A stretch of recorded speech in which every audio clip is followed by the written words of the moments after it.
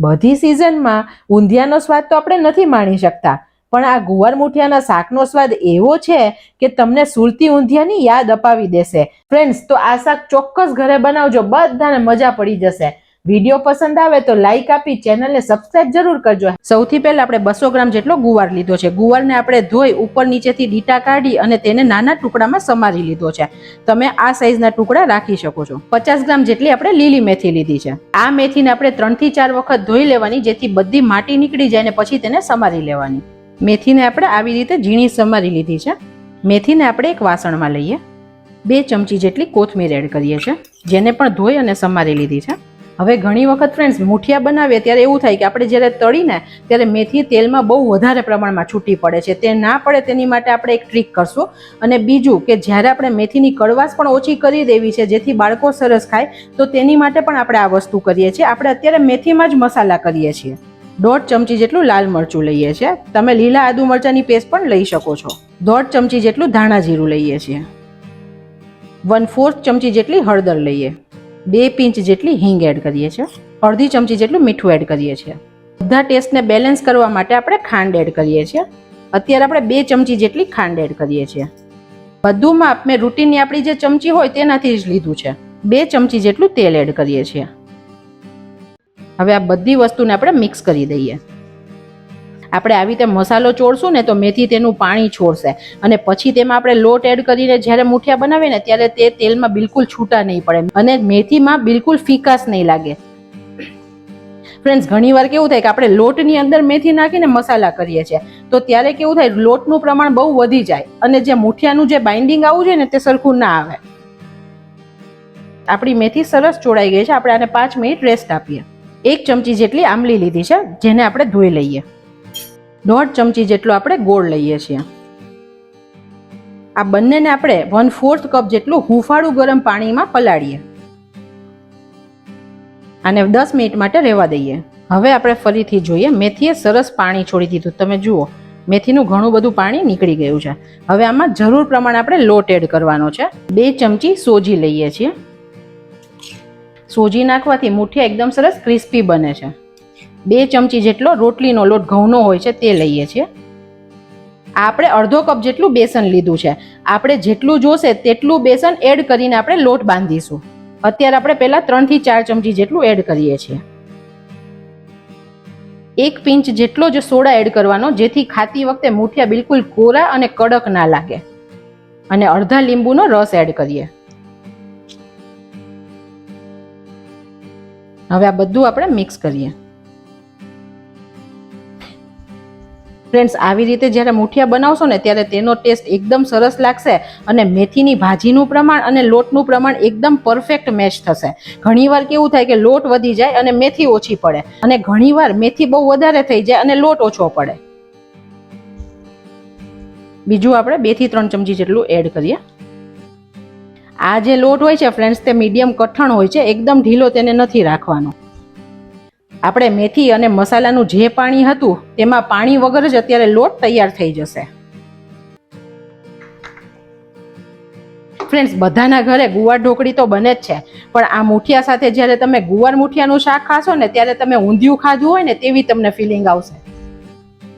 અત્યારે આપણે માપનો બધો લોટ વાપરી લીધો છે. હજી થોડો લોટ નરમ છે, તો હું બીજો થોડો 2 થી 3 ચમચી જેટલો લોટ એડ કરું છું. ફ્રેન્ડ્સ, આ મુઠિયાનો લોટ જો ઢીલો હશે ને તમે મુઠિયા બનાવશો ને તો મુઠિયા બન્યા પછી થોડી વારમાં એકદમ સોફ્ટ થઈ જશે. તો થોડો આપણે આને કઠણ રાખવાનો છે. તમે આ ટાઈમે મસાલો ટેસ્ટ પણ કરી શકો છો. તમારે કંઈ મસાલામાં પ્લસ કરવું હોય તો તમે આ ટાઈમે કરી શકો છો. આપણો લોટ હવે રેડી થઈ ગયો છે ને સરસ કઠણ લોટ છે. 1 ચમચી તેલ નાખી અને તેને કેળવી લઈએ, જેથી આપણા હાથમાં બિલકુલ ના લાગે. ફ્રેન્ડ્સ, ચણાનો લોટ હોય ને એમ પણ થોડી ચીકાશ તો થાય જ, તો આપણે હાથને તેલવાળા કરી લેવાના. બીજી સાઈડ આપણે તેલ પણ ગરમ થવા મૂકી દઈએ. ગેસની ફ્લેમ અત્યારે એકદમ સ્લો રાખીએ છીએ. હવે આપણે આના મુઠિયા બનાવી દઈએ. તેલ ગરમ થયું છે કે નહીં તે ચેક કરવા માટે આપણે લોટ નાખીએ. અત્યારે એકદમ સરસ ધીરે ધીરે ઉપર આવે છે. તો અત્યારે આટલું તેલ જે થયું છે તે પરફેક્ટ જ છે. બહુ વધારે તેલ ગરમ હશે ને તો મુઠિયા નાખ્યા ભેગા લાલ થઈ જશે અને અંદરથી કાચા રહેશે. હવે આપણે મુઠિયા એડ કરીએ. મુઠિયા નાખીએ ત્યારે તરત જ તેને નહીં હલાવવાના, કેમ કે બહુ સોફ્ટ હોય તો તે તૂટી જશે. તેને થોડા સરખા થાય પછી જ આપણે તેને હલાવવાના છે.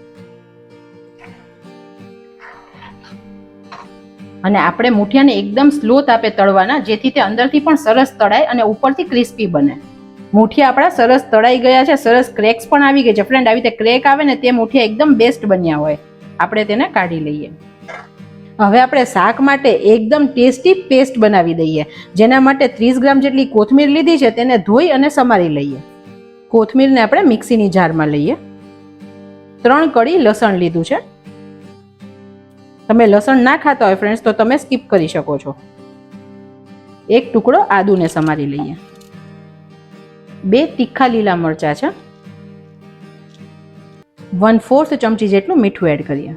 1/4 ચમચી જેટલો અજમો અને 2 ચમચી જેટલું સૂકું ટોપરાનું છીણ એડ કરીએ. આ બધું આપણે અત્યારે પાણી વગર ક્રશ કરીએ છીએ. જો ના થાય તો 1 થી 2 ચમચી પાણી નાખીને ક્રશ કરી શકો છો.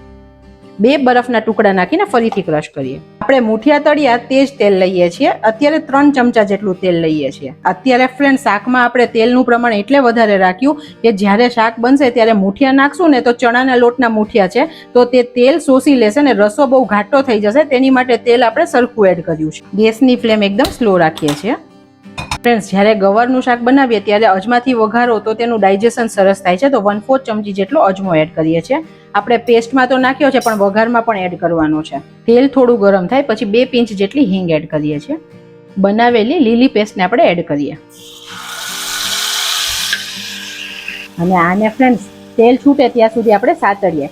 એટલી મસ્ત અત્યારે સ્મેલ આવી છે રસોડામાં. હવે ફ્રેન્ડ્સ, તમે જોઈ શકો છો તેલ સરસ છૂટું પડી ગયું છે અને લસણનો કાચો સ્વાદ પણ જતો રહ્યો છે. હવે આપણે ગવાર એડ કરીએ.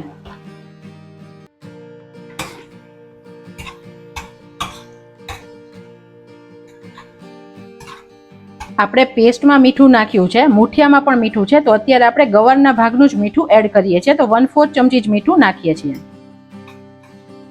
1/4 ચમચી જેટલો ગરમ મસાલો એડ કરીએ છીએ. હવે ફ્રેન્ડ્સ, તમને ખ્યાલ આવે છે કે આ ગુવારમાં આપણે જે મસાલો કર્યો તે આપણે જે સુરતી ઊંધિયાનો મસાલો કરીને તે રીતનો મસાલો છે. એકદમ મસ્ત શાક બનશે. હવે ગુવારની ઉપર આપણો બધો મસાલો સરસ લાગી ગયો છે અને તમે જુઓ તેલ પણ સરસ છૂટું પડી ગયું છે. તો આપણે પાણી એડ કરીએ. અત્યારે પહેલા આપણે અડધો ગ્લાસ જેટલું પાણી એડ કરીએ છીએ. આ ટાઈમે તમારે મીઠું ચાખી લેવાનું. તમને ઓછું લાગે તો તમે પ્લસ કરી શકો છો. હવે આપણે કુકરનું ઢાંકણું બંધ કરીએ અને મીડિયમ ગેસની ફ્લેમ પર 3 વિસલ થવા દઈએ. આપણે હવે જે ગોળ અને આંબલી પલાળ્યા હતા તેને પણ મસળી લઈએ. તેને આપણે ગાળી લઈએ. હવે કુકર ઠંડુ થઈ ગયું છે. આપણે ખોલીને ચેક કરીએ. વાવ ફ્રેન્ડ્સ, એટલો મસ્ત કલર આવ્યો છે ને કુકર ખોલ્યું ને ત્યારે તો એટલી મસ્ત સુગંધ આવી. હવે આપણે ગવારને પણ ચેક કરીએ. આવી રીતે ઈઝી રીતે સરસ તૂટી જાય તો ગવાર અત્યારે ચડી ગયો છે. હવે આપણે જે પાણી બનાવ્યું આંબલી અને ગોળનું તે એડ કરી દઈએ. ગેસની ફ્લેમ એકદમ સ્લો રાખી છે. હવે આપણે જે મુઠિયા બનાવ્યા હતા તે એડ કરવાના છે.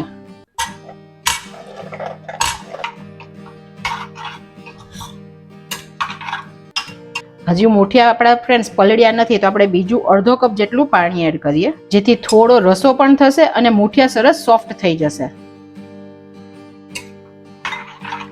આપણે કુકરનું ઢાંકણું વાસવાનું નથી, તેને એમનેમ જ ઢાંકી અને 5 મિનિટ ધીરા ગેસે થવા દઈએ.